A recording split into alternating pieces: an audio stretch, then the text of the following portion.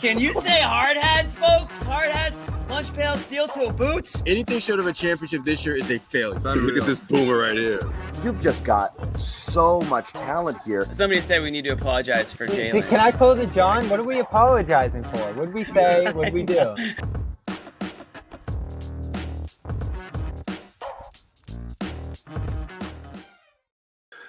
What's going on? Bobby Manning, John Zanis.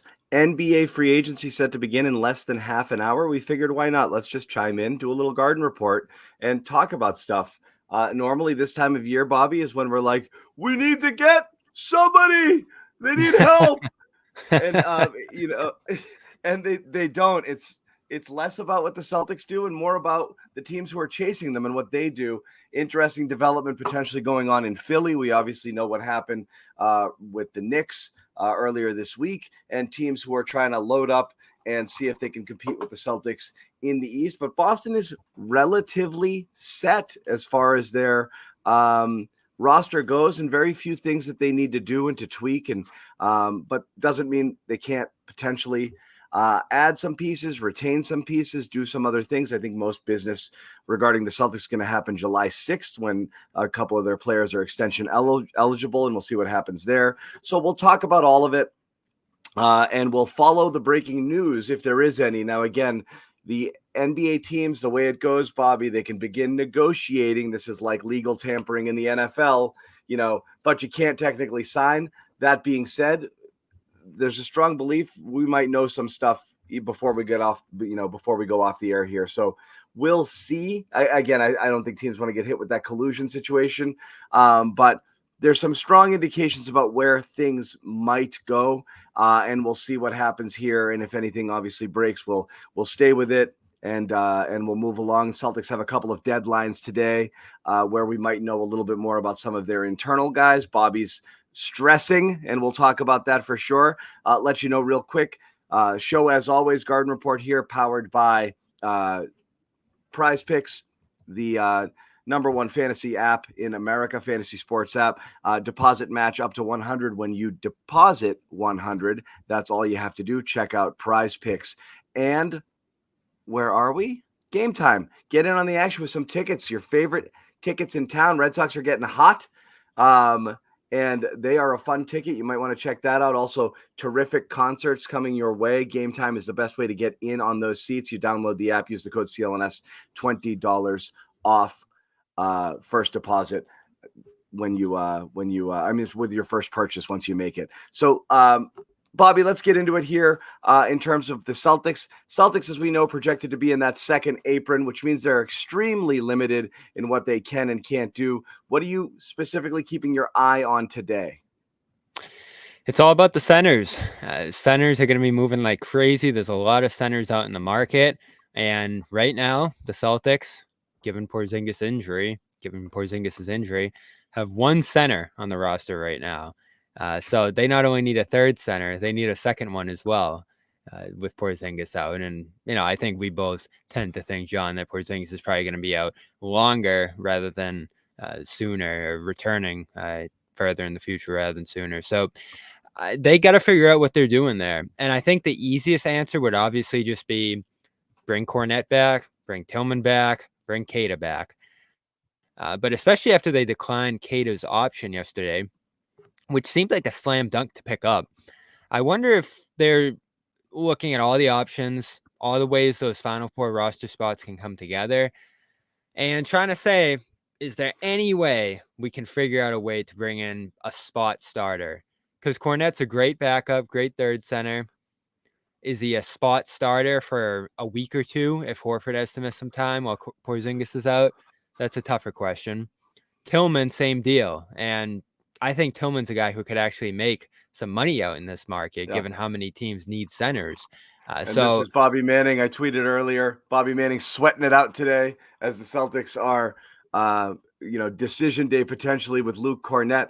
Anything you want to send our way, you want to tweet us at Celtics CLNS. We'll share it with the crowd here if you want to get involved in the action here, because again, this is interactive and we are curious your thoughts. Obviously, we will share your chat as well, and we do really want to know what you guys are into, players you want to add, feelings that you're feeling right now, please, by all means, get in on the action. You guys are as big a part of the show, obviously, here as we are. Bobby, I didn't mean to cut you off here, but I wanted to get everybody involved, from the chat as well. But yeah, go ahead. So my thinking going into today changed a little bit.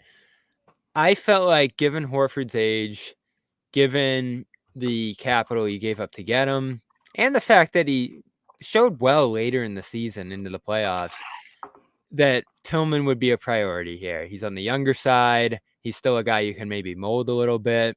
And he's the most versatile defensive center by far among all the guys they have in there. He's not a situational guy. You can play him defensively. And again, probably you see it up here.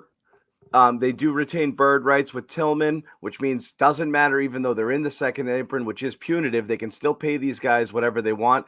O'Shea Brissett, I believe, can get 20% above veteran minimum if you were to get it. That's what goes on with there. Neemish Queta as well. You're looking at someone who's, not going to get a ton there anyway. So it's really if they want him back or not. I wouldn't be surprised. Kornet, again, they retain bird rights. They can do whatever they want there with him if they want to bring him back and fit him in, whatever. It's just everything is expensive at this point, Bobby. This is where you start nickel and diming, right? This is where that guy at $2 million, the $3 million deal costs you $7 million. So it's like, maybe I should just get a guy for even less. Every penny now is really, really magnified.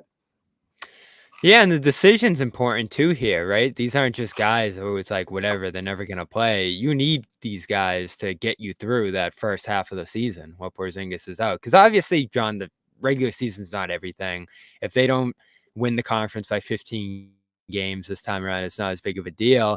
But you don't want to be going 500 for the first 10, 20 games or so there coming off the championship because you can't figure it out at center, or Al is out for a week or two, or something just happens there. So this is an important decision. I tend to think, again, Tillman is going to be a guy who gets some serious looks this summer from other teams. Kornet is probably going to want a little bit of a bump, maybe not a huge bump over the minimum, but a little bit of one. And again, is he a guy who can spot start for you for 2 weeks if Horford misses some time? I think that's a real question. So do you go out there and bring back old friend Daniel Tice? Do you go back and get a Drummond or a guy who's been a starter in this league, who's capable of starting for a couple weeks if someone goes down? Those are the kind of questions they're going to have to ask here. Are they more comfortable with the familiar guys who played their role well last year, which was 3-4 games at a time, back-to-backs? Even in the playoffs a little bit, those guys gave you a little something, but that was more just Horford playing 40 minutes. Or do you want someone who's going to really eat some innings in the regular season? Drummond, Mason Plumlee. I don't look at Mo Bamba as much as that. Everyone loves that name. I don't know. They do. Not appealing to me. But yeah, that's a decision they're going to have to make here. And they might not have a decision, John, right? If Kornet gets a mid-level, he's gone. If Tillman gets a mid-level, he's gone. Come on. Kornet's not getting a mid-level. I mean, you got mid-level guys are guys who are brought in with the idea that they're going to contribute and not just be a backup to a backup. I mean, you got to be serious. It's just simply a matter of whether Luke wants more playing time elsewhere or the Celtics want an even cheaper option. It's not like Luke has that many options here in terms of what he's going to be looking at. Nobody's signing him to anything real that's going to be difficult to compete with. It's just simply whether you want it at that price or not. But he's not approaching mid-level. 5-6 million is tough to compete with. I know, but he's not approaching mid-level money. And you're right, 5-6 million is difficult to compete with. And veteran minimum is at what right now? Probably for a guy like him, 2.5. Right. Some of the big veterans are 3, but that gets prorated anyway down to 2.4, 2.6, 2.7 last year. But yeah, somewhere in that range. Yeah. So, if you bring in an old enough guy, that can tick down a little bit. And again, I'm willing to hear any ideas. These aren't names I love. Here's your ideas, Bobby. This is what you threw at us, and you don't love these guys, but you recognize they're a little stuck, right? And there's not much you can do. It's pretty much who wants to take a minimum, if anyone's coming from the outside. So Tice is certainly an intriguing option, and they wanted to bring him back last year before he ended up signed elsewhere. That was surprising that he didn't go there. Yeah, he didn't have minutes here, and so if you're sending out Kornet and Tillman, he suddenly has minutes here as that main backup, it'll be like 2019 all over again with Horford and Tice playing center for you. So I like that option a lot. How much has he declined in the time since he's gone? I actually thought he looked really good with the Clippers once he went over there last year, and he's just a reliable guy. And think back to 2020, which is a long time ago now, but he got you through that bubble playing some serious minutes. So he can shoot a little bit, not much, but a little bit. He can hit free throws, which is important, and he can play a couple different defensive coverages for you. So I really like it. I think he's a guy that can actually eat some innings for you at center, but the real innings eater here at center would obviously be Drummond. I don't know how you feel about him, John, today. What's so Historically, funny obviously, is he has a million warts. I'll tell you how I feel about him. He's actually been greater value than all of his recent contracts. For a guy who plays the way Right. he plays, has an elite skill in terms of rebounding, as you said, can eat up innings, if we're going to stay with that, baseball analogy here. Absolutely, that guy coming in at cheap is a ridiculous plug and play backfill just to simply throw a guy in there who can compete at that level. It's just simply the fit here. I think they're really, really, really, really hesitant to just have some big, chunky, steaky, sit in the middle center that clogs everything up and plays significant minutes to the point that you can't run the type of offense you want to run. The one plus with Luke was that he presented a bit of he was their best lob threat, and he was getting those putbacks and tap-ins and this and that. So he gave you a little something there. He wasn't great on the glass. He wasn't great defensively, but he was a decent help side shot blocker. But I don't know that they want to just stick some guy in there who's just going to bog it all down. Even with Tillman, they really wanted to see if they could get him to hit that corner three and be like a 75% of Al Horford type of replacement when he played at that spot. It didn't quite take in year one, but if you bring him back, I think that's what you'd be looking for there and play a little bit more small ball. You'll definitely get banged up on the glass. So I don't know. I don't know that they want a Drummond. That's what I'm not sure of here, whether the Celtics would want to make that fit. It feels like he's been available so many times and they just kind of balked at it. Yeah, and there's been some buzz around them with him in the past, but they've never gone and done it, like you said. So you wonder if there's some guys in the front office who like him and there's some guys in the front office who don't like him as much. Obviously, it's not just Brad, making the calls on everything there. There's probably a little debate going on in terms of the options they have at the spot. I don't mind him as an innings eater just because I don't think he'll play in the playoffs, and I don't think any one of these guys, if Porzingis is healthy, will play in the playoffs. It also doesn't matter. It doesn't matter because you're really only talking about a couple of months. And so it doesn't matter, right? I mean, let's be realistic. Do you think the Celtics would have not won the title playing the same competition this year if they had to go on the road for one or two series? What's the worst thing that happens? They slip to a 2 seed or a 3 seed. I'm not that concerned with what happens in those first 20, 30 games without Porzingis. You just need warm bodies, really. The goal is to be healthy and have all of your guys in the second half of the season to try to make another run here. So yeah, let's just say through 30 games with Porzingis, if you're playing lights out and you're super, super healthy, they go 25-5 if they played at the pace they played last year, 24-6. What's the worst? You start those 30 games without Porzingis and with Drummond playing 15 to 20 minutes a night. 22-8, 21-9, big deal. 3-game difference, something in that range. They can overcome that. I'm not ridiculously worried. Yeah, it's not no ideal, but if you look season. at it over the span of it, what's Porzingis being out going to cost him in that first 30 games? 3 games total? 4? More. They won the East by 15 games, 14 games. Yeah, again, it depends because let's say they can only keep Kornet. Tillman's gone. Kata's here. I don't know what to think of Kata at this point. Some people love him. Some people think he's just a G League guy. So I think that one's tougher to call. Yeah, I don't even know if he's going to be back at this point. So that's another layer to this. Who's actually there? Because I know you look at the record last year and say, oh, they were fine without Porzingis. They won all those games. It didn't hurt them. If you lose 2 out of the 3 guys who helped replace him night in and night out, it probably gets a little bit more impactful. Again, you don't want to. The difference is you won all those games by just throwing it on Horford's shoulders and saying, Horford, do everything. The thinking here is you don't want to do that, especially since he's not just gone for 3 or 4 games. He's gone for 30 games. So, yes, you can just play Horford 35, 40 minutes to replace Porzingis here, but you don't want to do that. You actually want to rely on the complement of guys who were here last year and put them in and actually commit to them, which Joe sometimes had a little trouble doing, especially in Tillman's case. Or you actually want to go get a bona fide guy who can shave Horford's minutes down legitimately. Nice super chat right there. Look at that. Sean, out of nowhere, Sean. Thanks, Sean. Thank you. Thank you so much. We really do appreciate that. That was unexpected. Anyone sending in super chats, we do appreciate them. I always feel weird soliciting them. But they we might have to go get dinner after this, Sean. I know they help us pump out more and more free content. The more the more we get, the better it is. But so we do appreciate anything from you guys. But we're here one way or the other. Yeah, I mean, somebody just put this up here, and I want to throw it in there regarding Porzingis. Like, someone's mad Porzingis drinks soda before games. Yeah, I don't think that's the issue. DJ, loyal viewer, and always active in the chat. That he'll get hurt again, maybe, but that's a bigger question, right?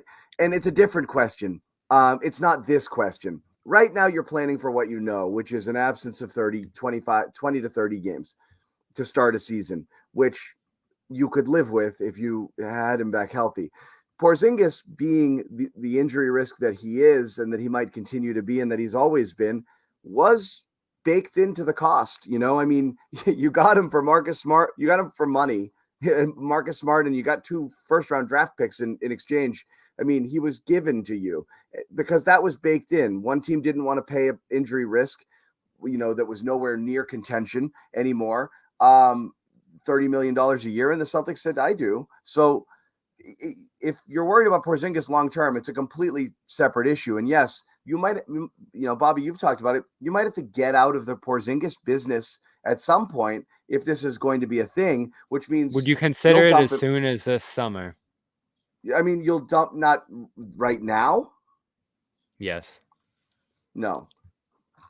Right. By all accounts, there's no question this year in my mind, they are running it back because there's no reason not to. You're the champs, and you are, although you're going to be expensive, anything regarding second apron doesn't hurt you yet with this team because you can basically return it all just for money. So you can run it back and not have to worry at all. Everyone else has a lot of business to do. And especially if they want to improve, and they got to make some serious moves. The Celtics for one more year do not.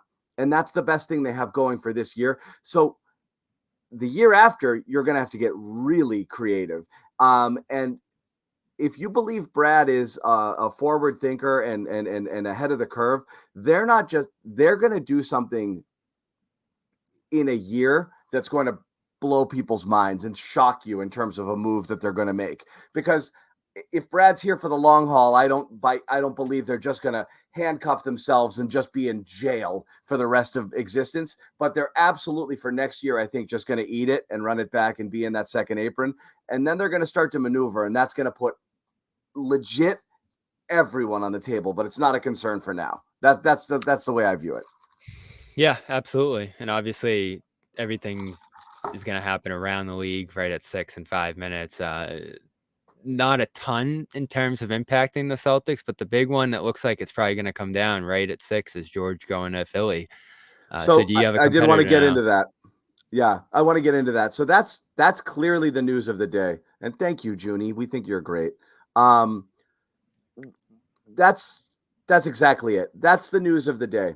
The growing optimism Philadelphia 76ers will land Paul George in free agency, in my mind, is basically wink, wink, this deal is done. And I think that's, if you read between the lines on the reporting, that's what I see. Yeah, and the I mean, Clippers is seem that to that's how you read it, right? Like he's going to meet with multiple teams in free agency, but it's like Orlando, and I mean, it's Philly, Utah was and poking their head in. Yeah. yep, yep. So it seems done. Maybe it's a last-ditch effort to scare the Clippers and saying it's really going to happen. I'm really leaving. Because, man, I don't know what the Clippers are going to do, but more importantly Well, for Philly. breaking Clippers news: Harden returning, 2-year, $70 million deal. So that just happened. As well, other news since we've been on the air here, Chris Paul waived by the Golden State Warriors as well. That was something that was potentially being discussed that would happen. So there's that. But this is the biggest move by far. And now you're talking about two teams, Bobby, between the Sixers and the Knicks that are coming at you, recognizing they're woefully short as currently constructed, and they made their move on the Celtics here. And I believe that the George thing is, now you've got a new big three out there with Embiid, Maxey, and Paul George that can that seems formidable. He's a great fit, too. I think his role in LA stunted who he is in terms of a ball handler, in terms of a guy who can create offense. Second units will certainly be intriguing with him out there and Embiid off the floor. It just doesn't have to be the Embiid show now. And that's obviously going to be a little bit of an adjustment for Embiid, I'm sure. But this is a formidable group. This is a really good coach and Nurse who I thought the Sixers played you tough when they were healthy early in the season. That was probably one of the more difficult opponents you had to play across the league. Those first two games in Philly out there were pretty memorable to me. And obviously one of them was that loss where Joe went at Gary. So that's another reason I remember one of those games. But it's a really good team. Great depth. We'll see how their depth would actually fill out around that big three, given the money there. And Embiid certainly has to make it to the playoffs healthy, which he never seems to do. But it's a team to watch. Is it a team that's going to topple you? No, but as you start to stack things up, John, if Porzingis has some issues, if you have some injuries, if they're healthy, you just start to throw in a lot of ifs that bring you just a little bit closer to you. That's going to be the thing, right? If the Celtics are healthy and all is equal, they're going to rule the East. If they have a bump or bruise, a guy's out, two guys are out, these teams stay healthy, like Philly and New York, that's where you run into trouble. So that's basically the deal here is these teams aren't building rosters that really threaten you, but they lower the margin for error a little bit. Yeah, I mean, it's so much was made, Bobby, about the Celtics like luck in terms of opponents. The greatest luck they had, at least throughout the course of the season, was their injury luck. Now, it's hard to say that they had good injury luck when they lost their second or third best or most impactful player for the season throughout the majority of the playoffs. That's not great luck. And they were able to win the title regardless. Now, you wonder if on the flip side, every other team they played did not have those types of injuries, how much more challenging that might have been given the Celtics were without Porzingis. But honestly, being without him and being able to win those two series, and honestly, the majority of the Mavs series without him, he played basically an actual effective game and a half in that series, shows how far head and shoulders above everyone they were. If you do the numbers on every single player on the team, their record without any single player was ridiculous. It was about the same as it was with those players. Their record without Porzingis, without Brown, the few games where they played without Tatum, without all of them. Derek White is actually the only one where I think they had a lower winning percentage than their overall. So when he was out of action. So they were Why do you that think far that ahead of was? everybody. Just interchangeability? There's randomness involved to it. But you overstate the glue guy type of thing. I think Derek White is just one of those guys that just makes everything all right. You know what I mean? He's the guy you miss most when he was out. He was. It's amazing how noticeable it was. You know what? Oh, we have breaking news. Hold on. What do we got? Luke Kornet is back on a one-year deal with the Boston Celtics. Bobby, I'm so glad I got to share this with you. Let's go. Right on the buzzer. They didn't waste any time, John. They had Luke sitting there with a pen ready. He was their priority in this If we are not given B-roll of Luke signing that deal, Then I want my money back. That's terrific. So we have it. We've got the first one. There's your second center for now. He's your second center. He is. We'll get that graphic up in a second, but yes, Luke Kornet returns. All I want to know is why did Woj get that news and not me? He should have broken it on this show, to be honest, Bobby. I think that's a fail by us. Yeah. Oh, well, as long as he's back. So there you go. You have, I'd imagine it's a league minimum, John, or maybe like a bump over it. 1 year deal. So it didn't take much to keep him, which was good. And now you wonder, does that mean Tillman's gone?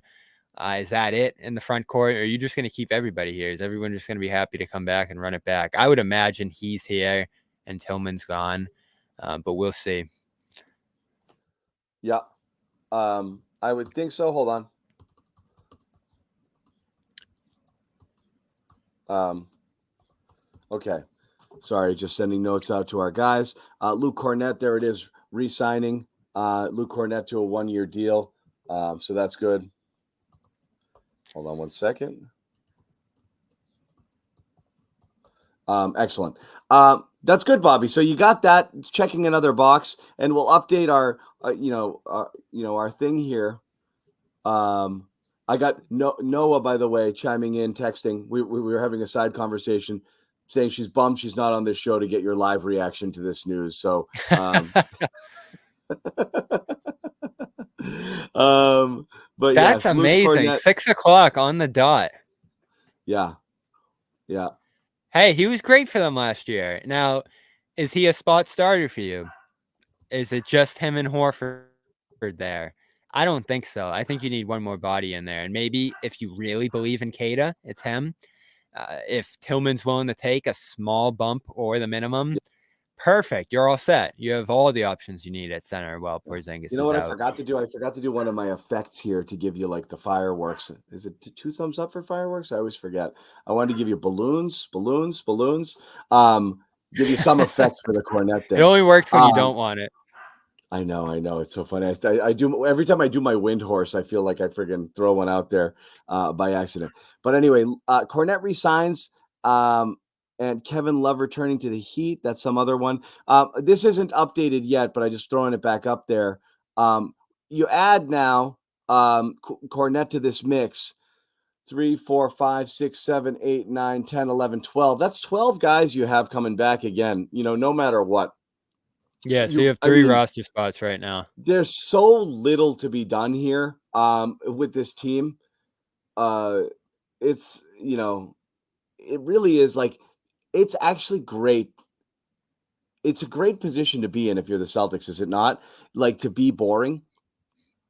Like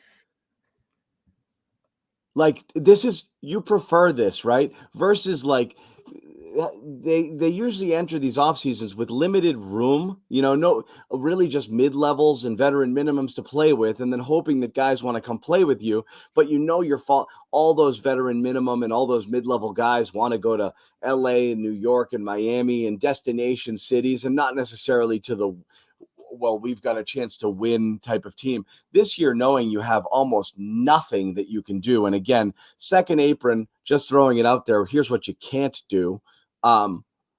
You can't aggregate contracts. You can't acquire players and sign in trades. You can't use the 5.2 million taxpayer mid-level exception. You can't take back more money in a trade. You can't send out cash, pre-existing trade exceptions. You can basically sign guys for veteran minimums. That's what you can do here, right? Or trade 1-for-1 straight up salary for salary. Or you can trade 1-for-2, but you can't aggregate your own contract. So you really have next to zero flexibility in terms of what you can do. The best thing that you can do is re-sign all of your guys, make them assets, and then trade them down the road if that's what you want to do, right, Bobby? I mean, what else can you do? What else can you do with what you've got? Yeah, and that seems like the plan here. It's amazing to hear they're going to extend White and they're going to extend Hauser and they're just keeping all these guys, but that might be the best strategy. And then you figure out which contracts are most valuable, which can you send out and get some stuff for down the line if you're going to break them up into smaller pieces, or just keep it rolling if you're able to financially do that. Now, again, I did the math, John, and it was some rough math. So I'll throw it out there, but I'm not sure how 1,000% accurate it is. But I had the Celtics at the repeater tax. If they extend Hauser for $10 million a year, if they keep White at that $30 million a year tag that it looks like he's gonna get for a max offer, and it's Tatum supermax, it's Brown supermax. If everything's still here in 2026, you're talking about $400 million in salary plus tax that year. So again, they're going to have to get creative when the time comes, which is probably that summer of 2025. But next year, you can just run it back. You can have all these pieces together and have them as assets you can trade and just figure it out, which is probably the best option. Because even if you let some guys go, John, you still don't have flexibility effectively. Maybe a little bit more, but not You much. don't. The best business is bringing your guys back, and if they don't want to go, if they don't want to come back for whatever it is you're able to offer, or the playing time that they're very likely to receive because they know their roles based on what they did last year, the best thing that you can do is simply bring them back, or you might catch. I mean, I think there's an option. There's an opportunity here for like a title bandwagon veteran minimum guy, Bobby, who might be left. That's the thing is the Celtics. The best thing you do when you're a team like the Celtics here is wait for the dust to settle. The most likely moves you're going to make are the ones after everybody has spent their money and there's a few guys left, and then they look around and say, yeah, I'll go to Boston. I think there's a path for me to 10 to 15 minutes a game and a ring. Why not? And So that what do they could need happen. most? Wing depth by far. You think? I've been dying for wing depth for 4 years, and they just kept getting they got Brogdon, and I was like, okay, it's not wing depth, but it's great because they needed it. 2 years ago, and then this year they get a big and another point guard. With Porzingis and Holiday, which is great because talent is more important than positional need. But if you are just simply looking at positional need, somebody who can come and spell those guys a little bit off the bench that can give you a little bit of 3-and-D sort of situation. And again, Hauser did it admirably, but any wing depth at all. Somebody flipped out Gordon Hayward here. And, I always think of him every time I pass the cheese shop in Wellesley. And wonder, what can we do to get him back here? Could it ever work? Because he wasn't horrible with Charlotte, but he was awful in OKC on that trade, and everything went bad for him. I don't know that he's signing a veteran minimum to play with you. I just wonder what's happening next. Somebody floated that. Yeah, I mean, my God. Might be a little bit more valuable than that. He's definitely more valuable than that. But at this point, absolutely, something like that. But any wing depth by Didn't far. they have a problem with living here too, right? Go bring it back to the cheese shop. So they're probably not moving back here. No, I don't think they like the politics of this area in general. Mr. Education Reform, I don't think was really for it. But besides that, yeah, I don't see that. And yes, he might be washed, but we're talking 8 to 10. We're talking 12, 15 minutes a game. Absolutely, I would consider something like that. You're not going to get anybody else. Yeah, Joe Johnson, sure. But yes, that's what I would want. Is somebody slightly better than O'Shea Brissett? You know what I mean? A slight upgrade over Brissett where you could reliably count on a few minutes a game and not, certain situations. And again, based off of what we're looking at here, you need a guy who can shoot 36, 37%, from three, but defend a little better than Hauser. Maybe that would be an athlete, an athlete that you could count on not bricking every three. You know what I mean? Like even 35%, just the threat of the three. Yes. Give me Romeo. Give me a reformed Romeo. That's what I want. So let's start with Tillman. Do you think Tillman's back? Huh? Do you think Tillman's back? I don't know what his market is. What do you think? I think he could get a decent bump over the mid-level. So is that, not over the mid-level, or the minimum. So is that close to mid-level? He's definitely better than a veteran minimum guy, but I don't see, I don't know what that is. Yeah, it's tough He's for me to really tell ju- too. There's he's some money out there. yeah. Like I if the mean, Knicks but can, not a so lot of the teams Knicks are in have a to weird get to a spot. floor. Like the Pistons have to get to a floor. There's a couple teams, but not people don't have to burn cash necessarily. Yeah.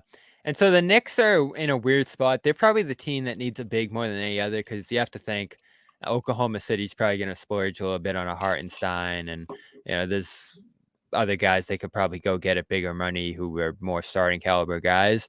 But I look at the Knicks who really can't bring back Hartenstein. They're hard capped like $600,000 over where they're at right now. And they probably need a real backup behind Mitchell Robinson, who's always hurt. So would they go and try to get a Tillman? I don't know how they're going to squeak out enough room below that hard cap line to actually go get anyone who makes any money. But they're a team I look at that could probably use a guy like that. There's some teams around the league that need backup center help and could actually offer him like a full-time role. Even his former Grizzlies team, like would they go back and just bring him right back over to Memphis after the trade there? Would he want to do that? I don't know. You got the Lakers who probably need a little help. Clippers, if Tice leaves, need a backup.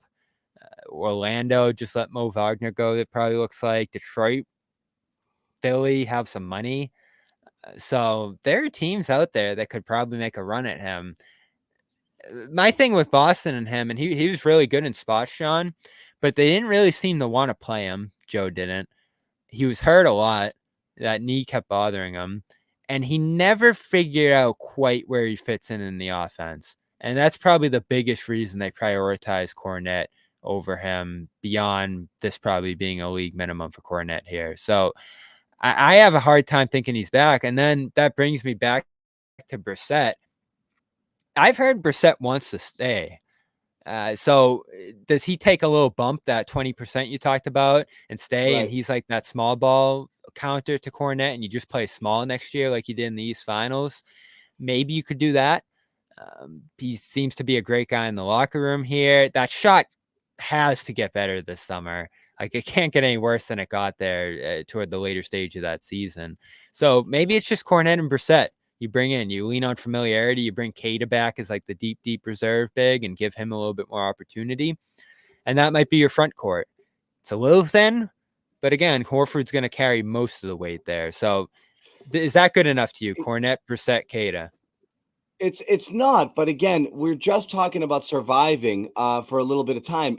Two different conversations about getting through the early part of the season without Porzingis and or replacing him and still being as competitive. That's something you can't do. But to me, as I said, is I'm not super concerned with what they do and whatever they do. It's just going to be like what you can live with. So, you know.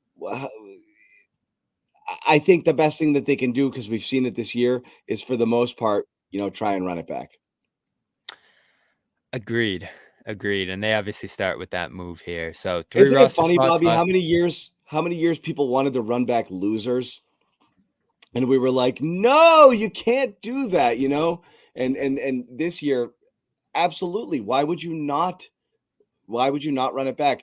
We got a lot more to talk about. We'll get into it in a second. But we do have the breaking news on Luke. We're going to hang out a little while longer, see if we catch anything else. Again, real quick, we want to tell you guys about Prize Picks, one of our sponsors here at the Garden Report. And again, we know right now you're out of season with the NBA, but there's still a ton of things you can get in, get in on the action with Prize Picks, which of course is America's #1 daily fantasy sports app. Over 5 million active users, tons of promotions. All you have to do, pick more or less 2 to 6 player stat projections, can win up to 100 times your money with as few as 4 correct picks. That's all you need, which is great. So again, finals are over, but there's still a ton of stuff out here. Great game just now, Bobby, with the Fever taking out, taking the Fever won. They came back. All right. They're turning it around a little bit. They were good, beating Diana Taurasi and Brittany Griner, and Caitlin Clark just missed a triple-double, even though she did not shoot the ball well. I think 4 of 14 from the field was a rebound short of a triple-double. But again, you want to get in with Caitlin and Angel Reese, who just made history for 10 straight double-doubles, I believe. there's two stats right there: points and rebounds. Get after it. WNBA is hot right now. Definitely get involved on that. Enter that code CLNS first deposit match up to 100. Again, it's fun to play. It's easy. The app is super intuitive. Just jump on there. Use that code CLNS for a first deposit match up to 100. Pick more, pick less. It is that easy. And we also mentioned Game Time, and can't ignore Game Time here because it really is terrific. So John, I use can... Game Time on Friday. Yeah. Went to a concert, went to Roadrunner. Great experience Who'd you go? using Who'd the you app. see? It's an Australian band, Hiatus Coyote. It was pretty fun, and I got a good deal here. And it was banged down. Wow, terrific. So Packed Game house. Time, again, you can get it. Concerts, games, as we said, MLB games, Red Sox are hot. And I started looking, Bobby, early in the year, you could get in for nothing. You can't do that anymore. It's getting competitive. And I was checking out the Game Time app. I was thinking of taking the kids to a game this weekend. So you definitely want to use that and watch it as those prices go down. There were still several good deals. But that's the best thing about Game Time is the prices do go down the closer you get to it. And as we said, it's concert season here. There's places between Roadrunner and MGM for, indoor venues here. You've obviously got Great Woods. There's a bunch of shows going out. You have Great Woods. I know you can't not call it Great Woods. For That's a what while. it is. I know. I think I just started calling it the Tweeter Center, and then now it's Xfinity. It drives me nuts that we have two things in New England called Xfinity. Because there's the one in Hartford is also Xfinity. Yeah. It's just so generic, but it is what it is. So I still call it Great Woods because it'll always be Great Woods. But flash deals, zone deals, priority deals, panoramic views from your seat. Check it out. All you have to do is download the app, create an account, use the code CLNS, $20 off your first purchase. Terms to apply. Once again, download the app, create an account, use the code CLNS, $20 off your first purchase. Let's get back to it again. The NBA negotiate. What would we have called this show if it would never change from the Fleet Center? Well, that was the thing is that, it is funny, like Fleet Center. It's just so funny that it was. That would have been pretty bad. Thank God. Thank goodness it's the Garden. They saved Garden at the last second. Yeah. Yeah. The NBA free agency negotiating window is officially open. And, while we're not sure, our producer used Game Time to see the Michael Jackson musical. How about that? Check that out. Jackson Tolliver, our man on the street. He's out there checking out MJ. The negotiating window is open. It opened at 6:00. Deals can begin being officially consummated on July 6th. That's also when we're extension eligible as well. And Jason Tatum expected to sign a Supermax. The Derek White conundrum, Bobby. It's interesting. Does it feel like White's just going to sign it and everybody's okay? We're not hearing anything negative yet on this front. No, but Brad has shied away from that a little bit more and talked more about Hauser, it feels like, as has the reporting. They're going to go to the table, right? And I know Mannix has talked a little bit about it. He's probably the closest who said that the Celtics are going to actually put that full 127 on the table. And again, it's a negotiation, right? So obviously the Celtics aren't just going to go to the table and say, here's the max extension, boom, and just go from there. They're probably going to try to shake him down a little bit, especially given the tax situation on the roster and the second apron and all that. And he's probably going to stand firm on the full max there. And the debate we've had on the show here, John, is whether that's even enough. Obviously, the most that the Celtics can offer White is 4 years, $127 million, which is just about $30 million a year. Emmanuel quickly just got more than that, right? On his rookie extension, 135 or so. And OG Anunoby, who is a pretty comparable player, and the Ringer has White actually pretty high above OG Anunoby in the league standings in terms of that's the championship bump for sure. Yeah. But yes, I mean, you have but to. He goes out there and gets 212. Yeah. So I don't know. Is 127 enough to keep him? Unless he I really think wants White to is stay. leaving. White is leaving anywhere between $7 to $10 million on the table by signing this, if not more. And the cap goes up next year. With the TV deal coming in another 10%, so there's more money to spend. A lot of teams know this; they're holding out, they're saving up a little bit there. So again, it's a modest salary cap increase this year. Maybe was it 3% after being 10 each of the last 2 years. It's going to go up again because of the TV deal. So there's money. There's going to be money next year. It is bad business for Derek White to resign. Bad business. And I mean, think of where he'd rank in the free agents next summer. You're talking about Jimmy Butler. Mitchell is obviously going to be out there. So those are the big fish, Jamal Murray. But you could argue he's like 4th or 5th behind those guys. Chris Middleton, it's Brandon bad business. Ingram, maybe. Yeah.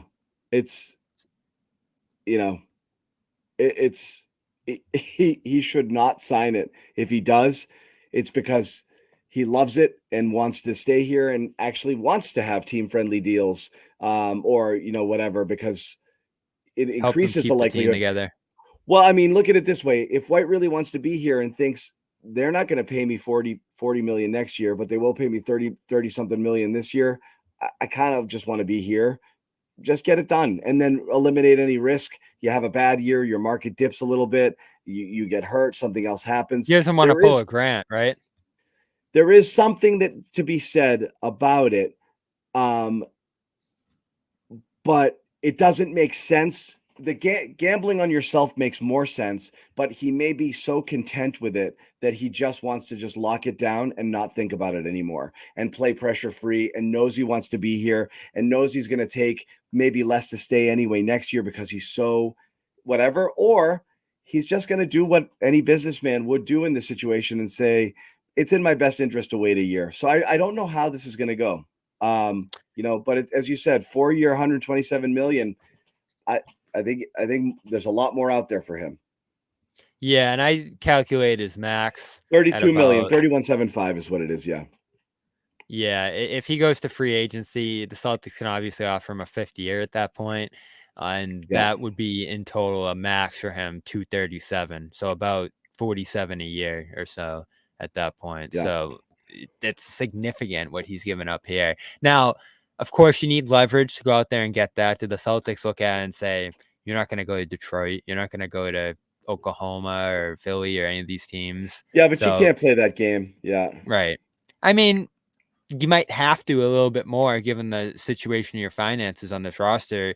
We've talked about the green light with Brad.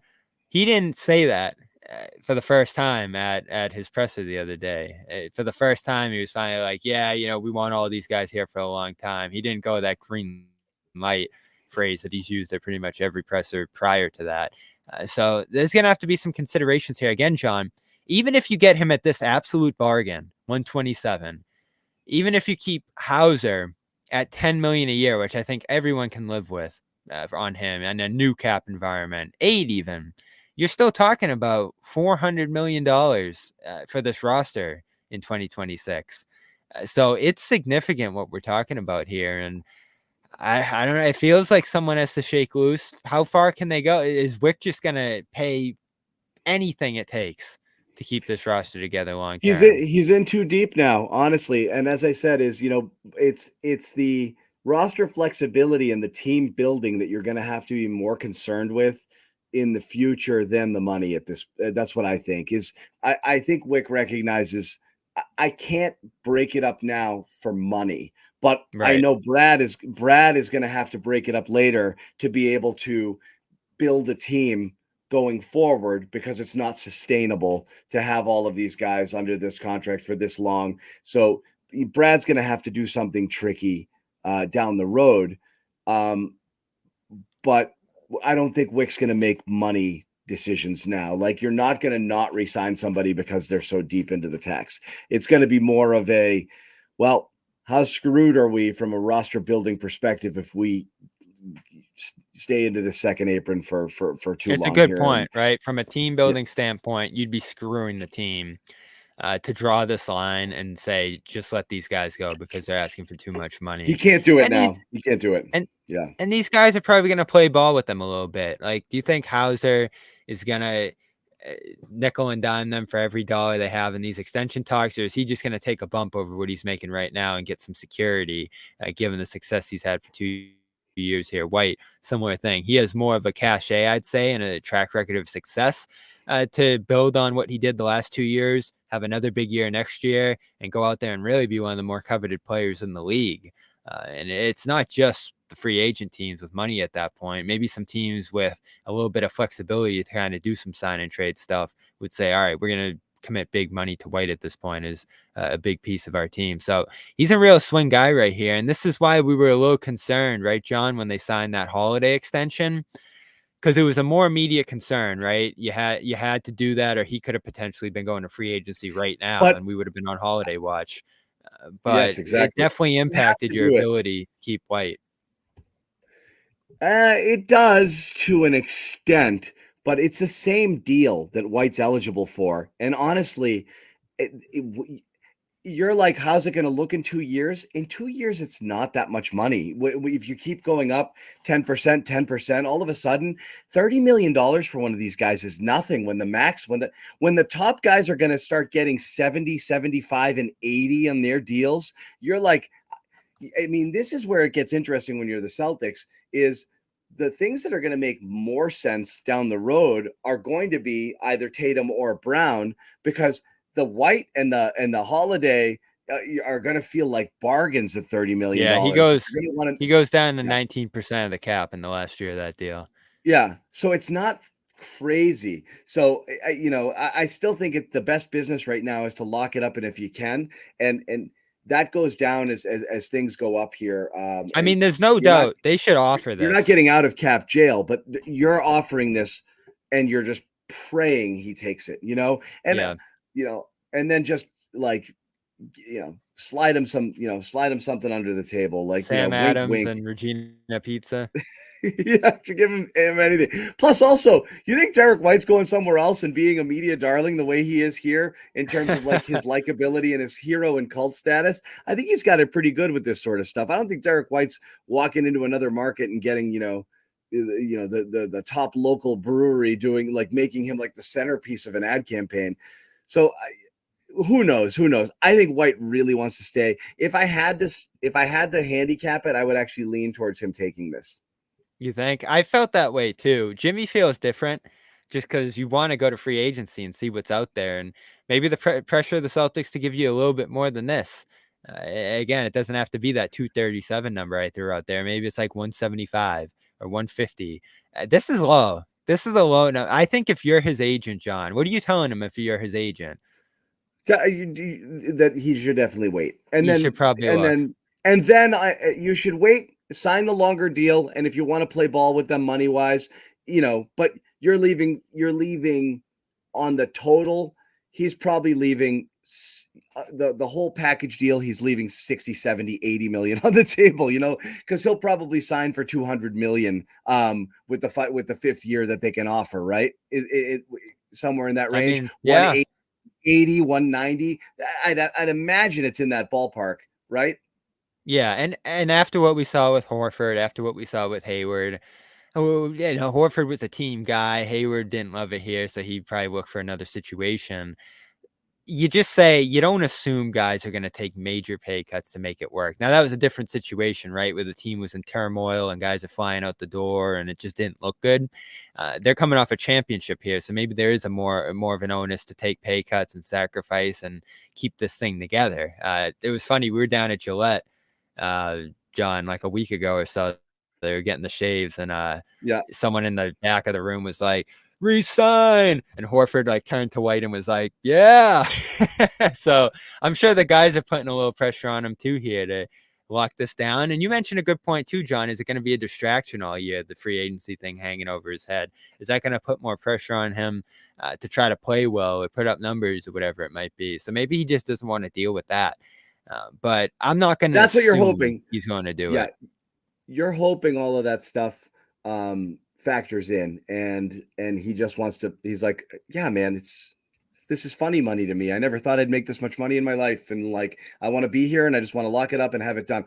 Yeah, maybe some people operate like that, but it is bad business. To answer your question, if I'm his agent, I'm telling him don't do it. Like, wait it out. Come back if you want. Worst case scenario, you're going to get exactly the same money with the same per year with an extra year on your deal, and you'll be fine. So that's what I would be most likely telling him to do. Real quick, we want to tell you one more thing. Nutrafol. I know a lot of people here on the Garden Report saw my hair for the first time when I was live when we did our final our shows from the Garden, when I went out into the wild and joined Bobby and Josue. We even got Jimmy out there, Sherrod as well. But Nutrafol, one of the sponsors here on the Garden Report, something that they sent us free samples, and I used it and I like it, and it's summer, and yeah, you're out, you're at the park, you're at the beach, you're at the pool, and yeah, you want to take care of your hair, and the Nutrafol kind of gets you involved with this. It's results that you can run your fingers through. Limited time. Again, Nutrafol offering listeners $10 first month subscription, free shipping when you go to Nutrafol.com, enter the promo code GARDEN. That's all you need to do. Nutrafol is terrific product, clinically tested formulations, make sure that it's effective. 72% of men saw more scalp coverage taking Nutrafol after 6 months. So again, not just men, 86% of women saw improved hair growth taking Nutrafol.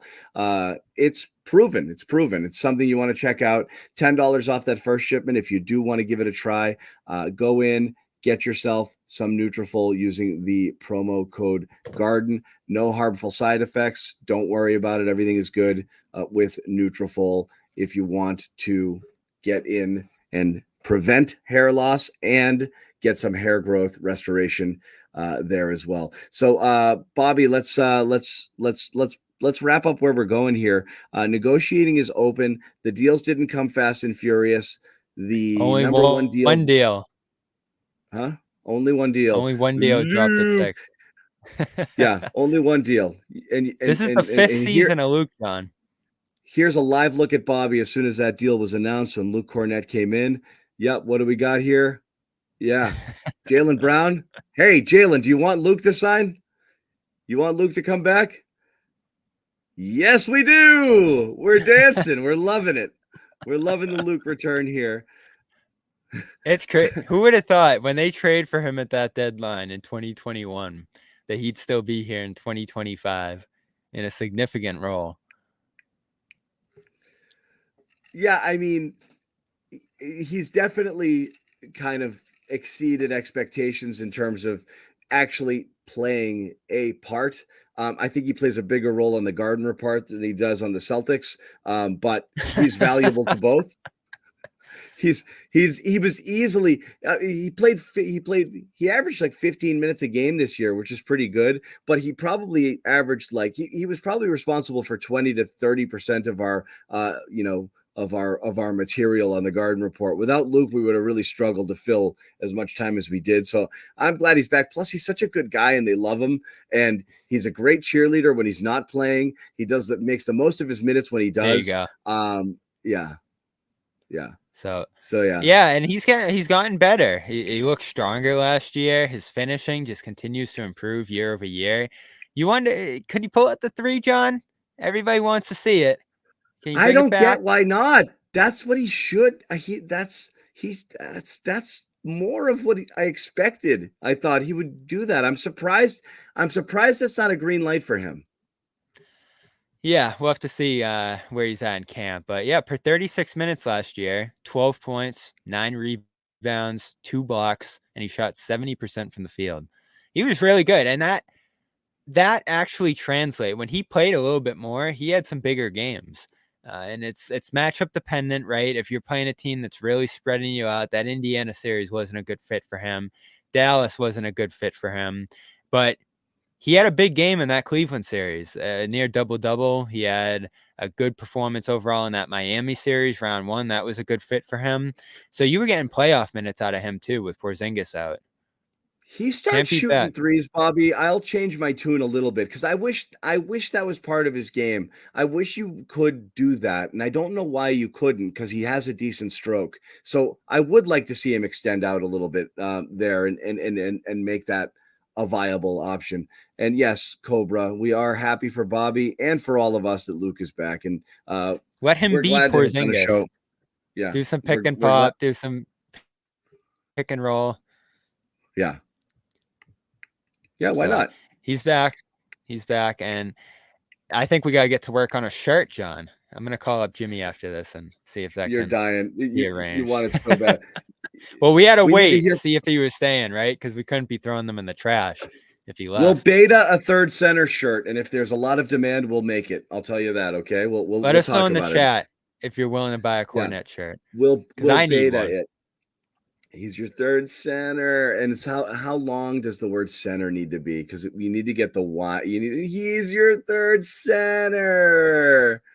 That'll fill up more space. Yeah, it would. So yeah, that's where we are with free agency. A little slow to start. Yes, we'll buy a Kornet shirt. I would buy it. All right, we'll talk about it. 100% rocking a Kornet shirt. That's 3 sales, Jimmy. Only other notes I have here. Yeah. Only other notes I have here, of course, 3 roster spots. I'd assume they're only going to fill 2 for now and just see how it goes with the other ones.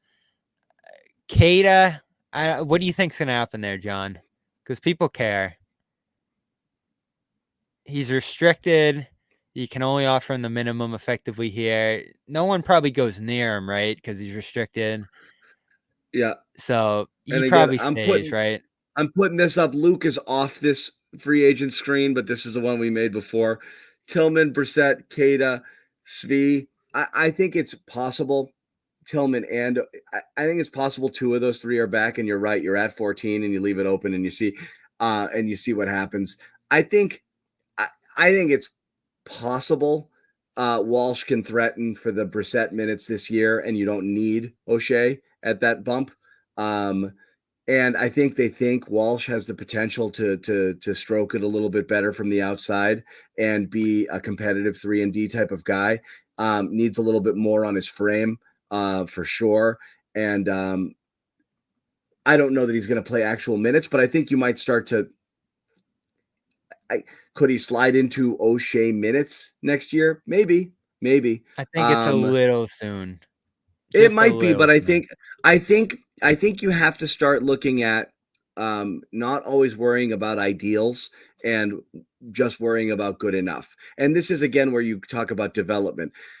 It's a mistake to not develop assets because you need them and you need to get cheaper. And you can't always just spend a little more because it's 5% better or 10% better when you're talking about something that low on the roster, right? The 10th or 11th guy. I think it's kind of silly to not try the guys that you have because you have to start to do that. You got to get cheaper and you got to get, you got to start to play guys. So yes, you want to see, you want to see your first round rookie get some minutes. I don't want to see him sit on the bench all year. I don't want to see him not play 8 games in a row and then play 6 minutes in one game. You want to try to rotate those guys in a little bit. You want to use that regular season as a test kitchen. You want to build those guys up because you never know, you might get something out of them later on. I think you have a tremendous luxury if you're this team here, especially early on, if Kornet is around, if Porzingis isn't playing, to mix and match and try some different combos and, rest some guys and not, go balls to the wall chasing another 65 wins, 60 something win season. I just don't think there's any value in that. No. And you got to scale back minutes too. Brad talked about that a little bit last week when we talked to him. That's a real consideration. And some of these guys are coming off the Olympics too, in Holiday and Tatum's case. So they're going to play even more this summer.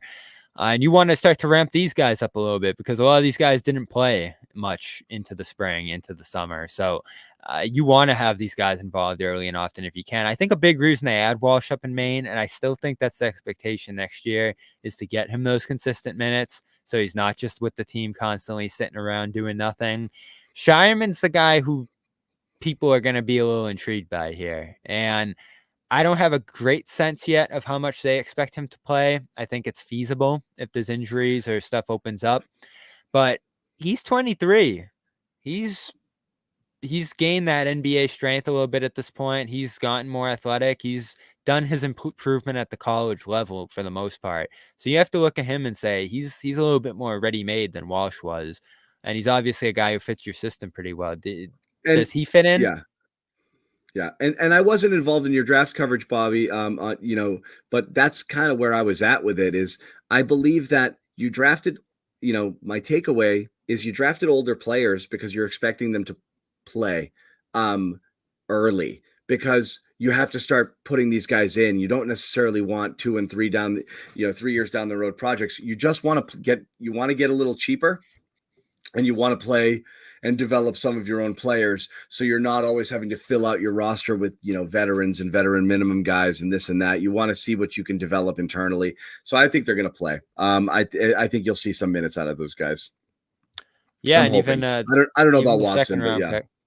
Yeah, the second round pick Watson's going to be interesting. But he's also another 23-year-old. Yeah. Yeah, I just want to see how he looks next month at center, especially. Is he actually a center? It's going to be the question with him, because I don't think you need 4 minutes from a guy who can't really shoot too much. So he's interesting. Shireman's really interesting. I love the pick, John. He's obviously a guy who was on my board, and it's just really exciting as an offensive skill set, and looks like he can actually grow a little bit in terms of some of the stuff he does. Defensively, is he going to fit? I don't know.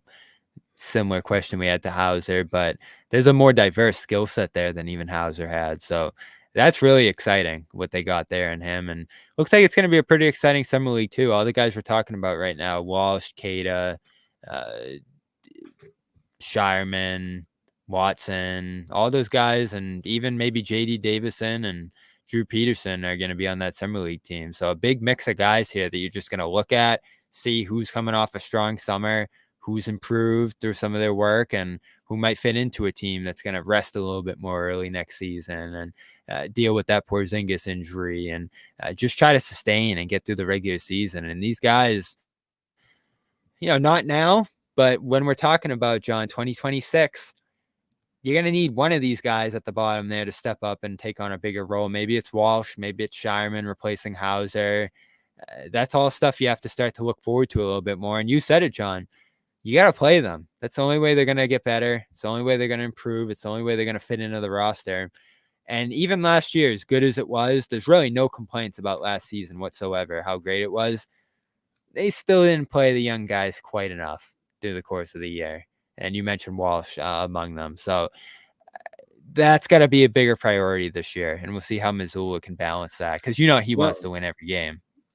We'll have both rookies. We'll have Walsh, Springer, I believe, also potentially. He's on the roster at Summer League. We'll see about Davison, but yeah, I think we're past that, but it doesn't matter. You definitely want to see what those guys look like. Bobby will be out there for Summer League. That's coming up. That's around the corner. A couple of weeks, we get to see some basketball again. It's very exciting, and I'm psyched to do that. We will do garden reports in and around those Vegas league games for sure, and take in some of the action and see what we see out of those guys. Should be a lot of fun. Want to let you know as well, if you do want to get involved, the new merch is here. Check it out, shop.clnsmedia.com for all the cool stuff. That's hard hats, t-shirts, garden report t-shirts, a name drop t-shirt. We've got more stuff coming to the site. We were really blown away by the support we got off of this, and hats off to Jimmy Toscano, who really helped kind of drive the bus in terms of getting that stuff out there. But I thought it was amazing how many people had that stuff out at the parade and knew it and were wearing it with pride. Some people wearing it to the garden watch parties was great. So check it out. If you want to jump in there, check out our merch store. Right now, all of these items, I believe, are available, and there will be more to come. We are going to wrap it up as free agency here has kicked off. As always with the Garden Report, you can count on us to jump back on here should there be any significant breaking news that impacts the Celtics in any way. We are going to continue doing shows throughout the offseason, news or no news. So we'll be back later this week as well, and make sure that we talk to you guys about what's going on here, and we'll probably do some themed shows and some different things here as we wait for some more action. As we said, Summer League in a couple of weeks will give us something more to talk about, but we'll definitely be back. Follow us on Celtics CLNS Twitter and our personal handles here for updates about when we are going to go live, but I would look for us maybe Tuesday or Wednesday this week, and then another one later in the week. I'm guessing, Bobby, a couple Garden reports with as much of the crew as we can get through the off season here. But again, we are kind of waiting around to see whether or not some interesting things to talk about are out there that we can go out there and have the conversations with you guys and provide some insight and chat with you guys. So again, appreciate you joining us here for the start of free agency. As we said, negotiating window is open. Celtics are open for business. They signed Luke Kornet. They're now 12 roster spots locked in for next season, with a couple of other of their own guys potentially to sign as well, and that could come in the coming hours. For all we know, we're not really sure what they're going to do here, but we'll see. Check out clnsmedia.com for Bobby's 3,000-page dissertation on why it was the right idea to keep Luke. Do you like the move? Fold. Yeah, it makes sense. And again, I'm guessing at a veteran minimum. Like I said, if you ran it back, I wouldn't be bummed out. I think the thing that you mentioned is the best idea. Get to 14 and then see what's left at the end of free agency. You don't want to rush into it. But I think with Porzingis being out, Luke gives them that insurance, that security blanket of a guy who did start 7 games this year, although a couple of them were late in the year in total garbage time, but who also slid into that second center role multiple times because you sat Horford and Porzingis in there. Third center. He's not just your third. You sat Horford and Porzingis on all back-to-backs all year long, one on one end, one on the other, and that thrust Luke into second center status 15 to 20 times during the year, and that's what you're going to ask for him here to start the season here, is coming in off the bench and providing minutes and doing what you can do. So yes, it makes sense. I don't think you're going to do better. If they add another one, I wouldn't be upset. But other than that, I think they're fine. Some wing depth would be great, but if they just brought back what they had right now, I think you're fine. And again, yes, you drafted somebody in the first round that can give you some minutes. You have Jordan Walsh. Maybe you can start to develop him. I'm not super, super worried about what they do in free agency here, and I don't think anybody's expecting a big splash. So yes, I like the Kornet move, Bobby. We can agree on that. I like it. All right. We shall see. Could be more to come today. If not, if there is, we'll jump on and do some news reactions over on Celtics All Access. So make sure you subscribe over there. Yep, sounds good. Thanks, guys, for hanging out with us. We missed you, but we'll see you again very, very soon. Until then, Bobby Manning, John Zanis. We will get Jimmy back in the fold later in the week. Josue and Sherrod as well. We will see you guys later. Wait, Amit's got an outro for us, I think. No, he doesn't. He said he was going to work on an outro. He had a phenomenal game. Phenomenal game. Forfeit's out. I think it's an option. That did not sound like a chair. It was a freaking chair. It does sound like a chair.